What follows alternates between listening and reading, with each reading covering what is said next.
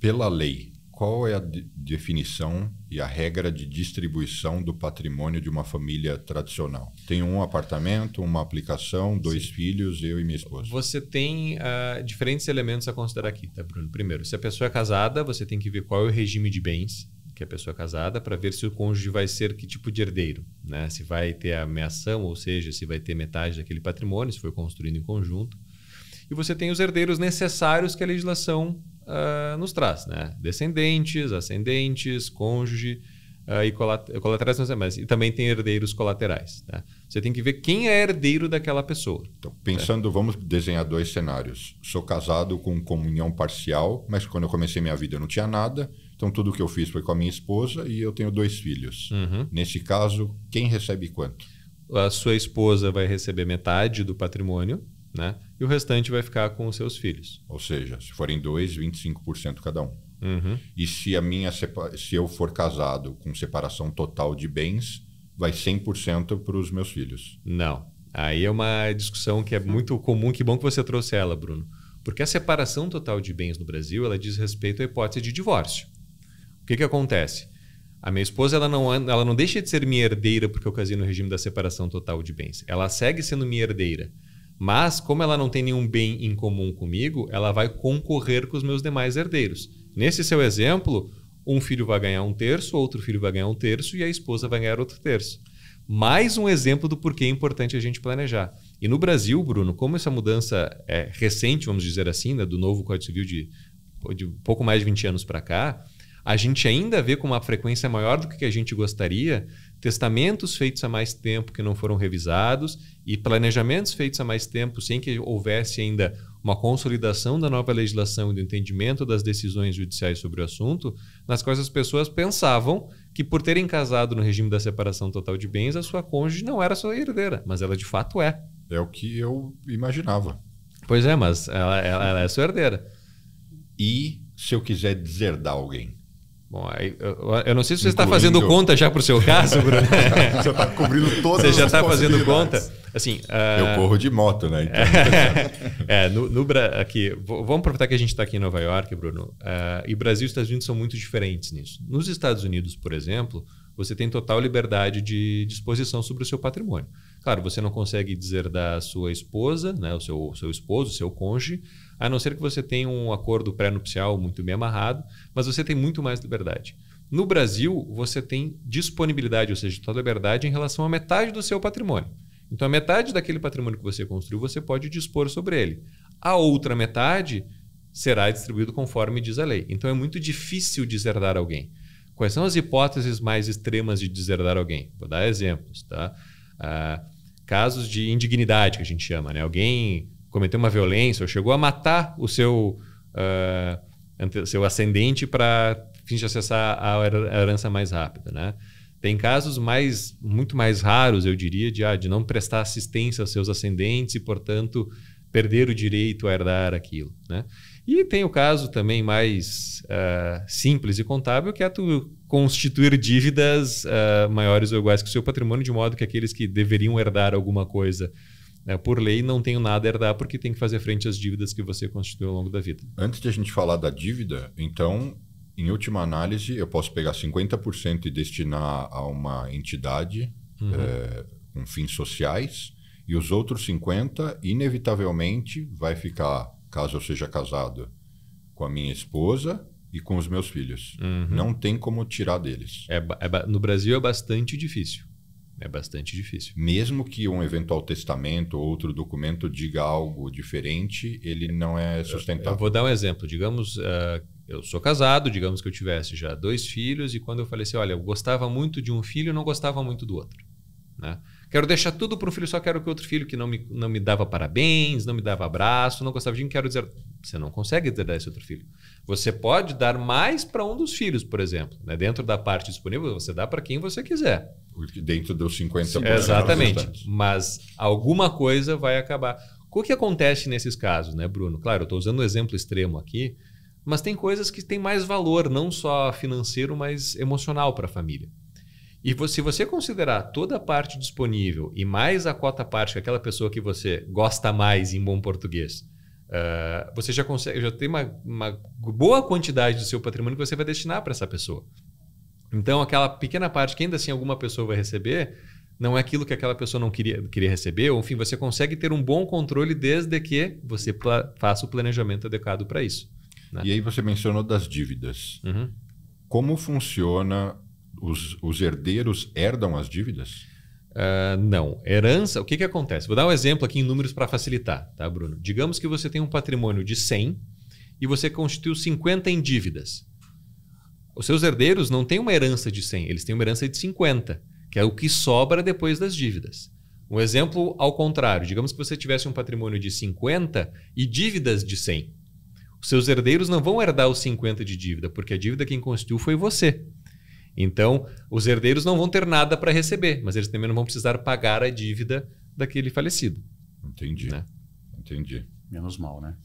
Menos mal. Mas Né? esse ponto é bem interessante, porque e aí a gente vê uma série de casos assim no Brasil, nessa ausência de planejamento, seguindo a cronologia do Bruno, o que acaba acontecendo é que os herdeiros também têm pouco contato com as dívidas, quer dizer, né, eles não sabem muito do cenário existente, né? Talvez eles veem um pouco o patrimônio sendo construído, mas eles não têm visibilidade da dívida sendo construída. E quando vem o inventário, tudo aparece. E aí o que a gente vê é que o inventário vai se arrastando por muitos anos, porque as dívidas, como o Fred comentou, elas vão tendo que ser liquidadas com aquele patrimônio, e isso vai acontecendo durante o inventário.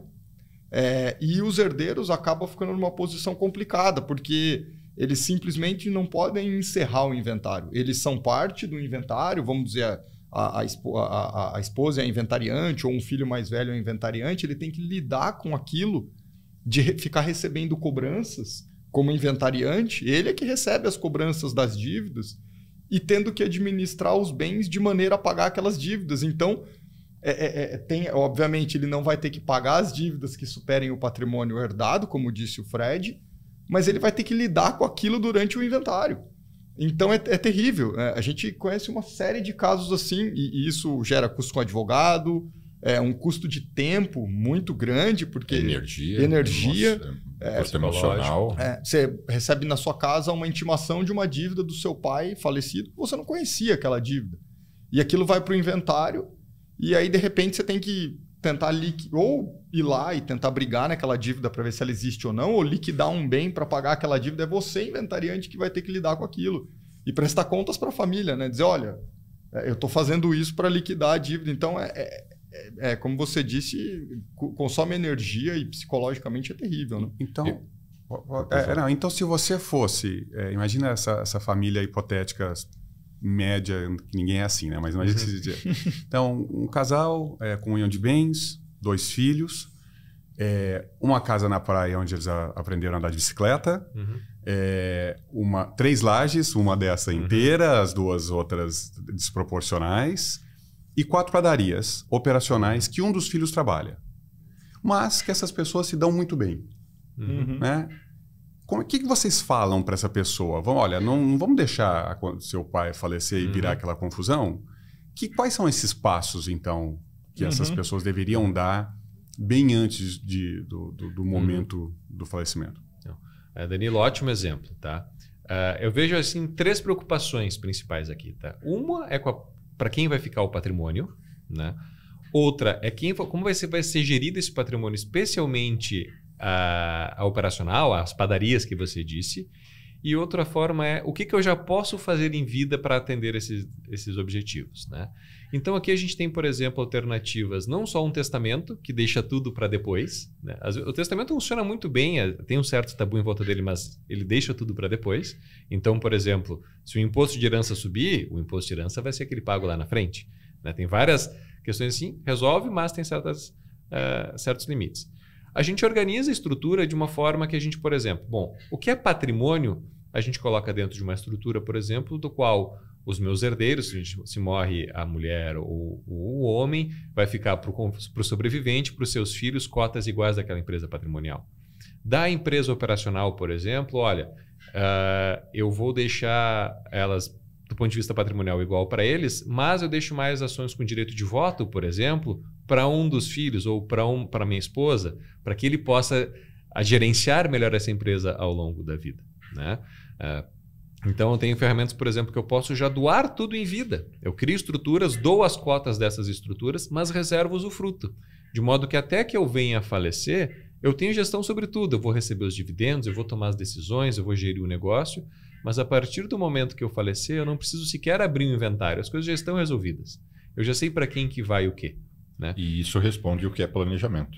Isso é um exemplo do que é planejamento, exatamente. Aproveitando, Bruno, se você quiser entrar nesse tópico, algo que a gente conversa bastante também, o planejamento não é só pautado pelo valor do patrimônio da pessoa. Como você disse, um patrimônio talvez não muito expressivo, já faz sentido ter um planejamento.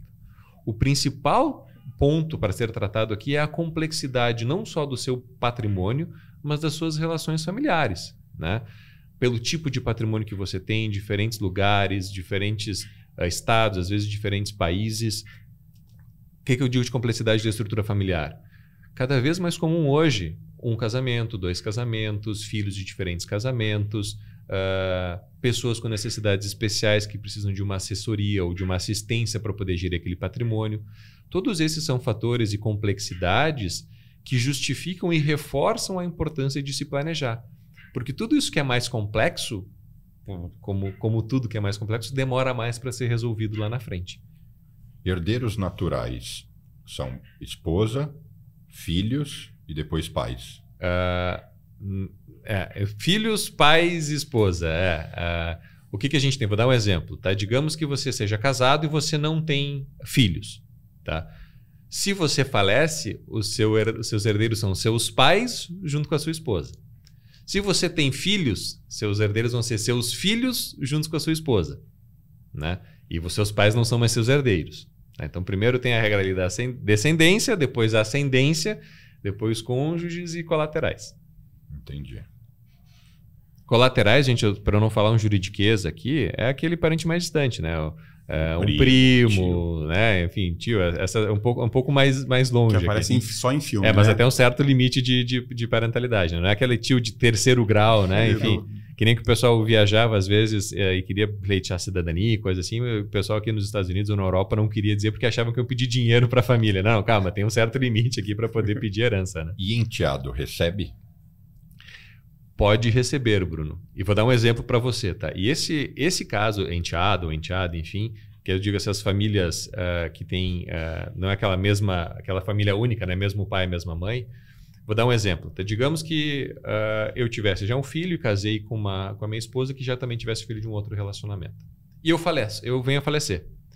O patrimônio era todo meu, era de separação total de bens. A minha esposa, como eu disse para você, vai concorrer com o meu filho.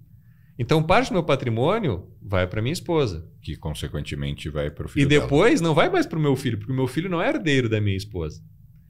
E, eventualmente, de parte do patrimônio que eu tenho pode ter construído, ou o inverso também, que a minha esposa tivesse construído, nessa hipótese, viria para o meu filho que não tem nada a ver com então, esse... o enteado pode vir a receber indiretamente. Exatamente. Não